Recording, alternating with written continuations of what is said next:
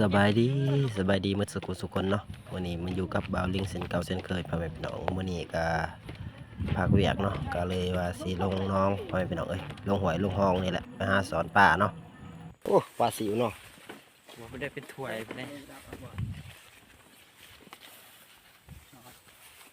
ซึมโอ้ผักกูดงามๆเลยเนาะเก็บเลย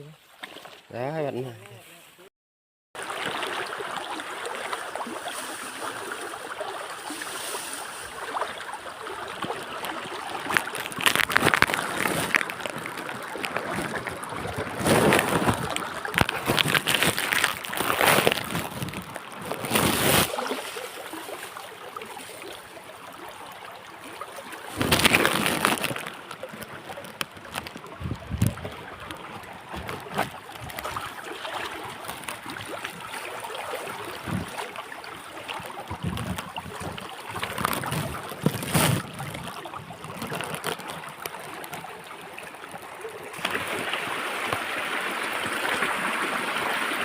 ป่าทั้งหมด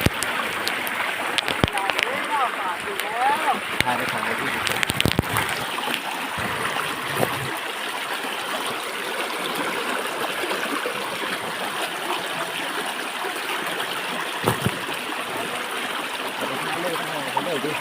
คือทายเขาเนี่ยคือผ่านหนักเลย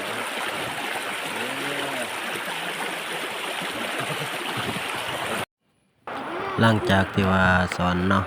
ได้เลี้ยวเห็นผักกูดเขียวพ่อแม่พี่น้องเลยมาเก็บเอาผักกูดเลยเนาะกูดเขียวงามๆพ่อแม่พี่น้องทางบ้านบ่าวนี้ก็เอิ้นว่าผักกูดเนาะบางเขตบางบ่อนนี่เอิ้นไว้ผักอีหยังอันนี้เนาะมันจะเกิดตามห้วยห้องของบึงเนาะพ่อแม่พี่น้องเนาะเอาเมื่อสุกเมื่อลวกกินกับปนกุ้งก้อยกุ้งเนาะพ่อแม่พี่น้องเนาะโอ้ยเขาทางเราได้นี่มามื้อนี้เอาหมดเนาะพ่อแม่พี่น้องเนาะเพราะว่าสิเป็นผักก็เก็บเอาหมดเนาะเสียเนาะมันดุนมากเรือเนาะผักน้ำ